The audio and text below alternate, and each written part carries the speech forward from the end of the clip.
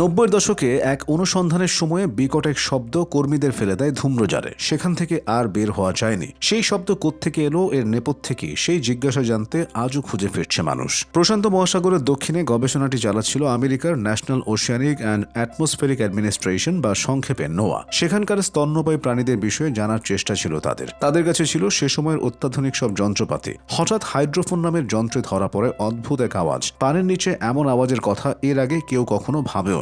কেউ হচকুচিয়ে যান, ভয়ে থরথর অন্যরা। মানুষের জানা তথ্য বলছে সমুদ্রের প্রাণীদের মধ্যে সবচেয়ে জোরালো আওয়াজ করতে পারে নীলতিমি। কিন্তু সেই আওয়াজটি ছিল তার চেয়ে বহুগুণ জোরালো। প্রায় 1 মিনিট ধরে শোনা যাচ্ছিল সেটি। কেবল হাইড্রোফোনে নয়, নোয়ার জাহাজে যেসব সেন্সর ছিল তাতেও ধরা পড়ে তা। এই সেন্সরগুলো এমনভাবে তৈরি করা হয় যে প্রবল জোরের শব্দই কেবল তাতে ধরা পড়ে। তবে শব্দের উৎপত্তি স্থল কোথায় সেটি আর জানা যায়নি। যে যন্ত্রে সেটি ধরা পড়েছে সেটি সমুদ্রের তলায় প্রায় 5000 কিলোমিটার দূর পর্যন্ত যে কোনো শব্দ ধরতে পারে। ফলে বিশাল এই সীমানার মধ্যে ঠিক কোত্থেকে সেই শব্দ ভেসে এসেছে সেটি জানা সহজ নয়। তবে উৎসের খোঁজে হন্যে হয়ে কাজে নেমে পড়েন বিজ্ঞানীরা। 2 যুগেরও বেশি সময় ধরে অনুসন্ধানের পর কারো কারো মনে বিশ্বাস জন্মেছে এটি আসলে ব্লুপ নামের অজানা প্রাণীর আওয়াজ।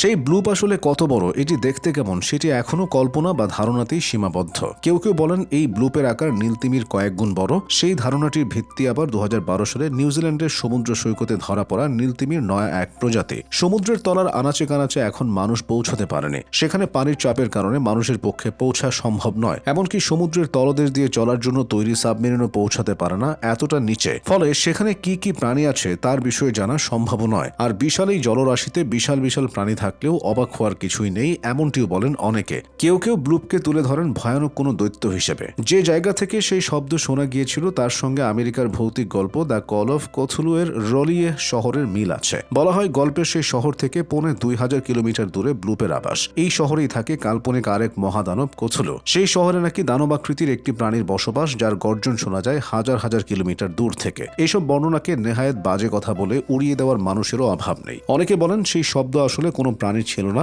সেটি ছিল হিমবাহের। সেই গবেষণা স্থলের 5000 কিলোমিটার মধ্যে কোনো হিমবাহ হয়তো ভেঙে পড়ছিল। তার শব্দই ভেসে এসেছিল পানির নিচ দিয়ে। নানা মুনির নানা সেই মতের মধ্যে কোনটি সঠিক তা নিয়ে জোরালোভাবে বলার মতো আত্মবিশ্বাসও কারো নেই। ফলে ব্লুপ রহস্যের সমাধান ভবিষ্যতের হাতেই ছেড়ে দিয়েছেন অন্যরা। আসলে বিশাল এই পৃথিবীর স্থলভাগের বহু রহস্য এখনো মানুষের কাছে অজানা। স্থলভাগের চেয়ে 3 গুণ বড় জলরাশি নিয়ে মানুষের জানাশোনা আরও কম। বিজ্ঞানের উৎকর্ষের এই যুগেও বিশাল এই সমুদ্রের গর্ভের কি কি লুকিয়ে আছে সব খোলাসা হয়নি।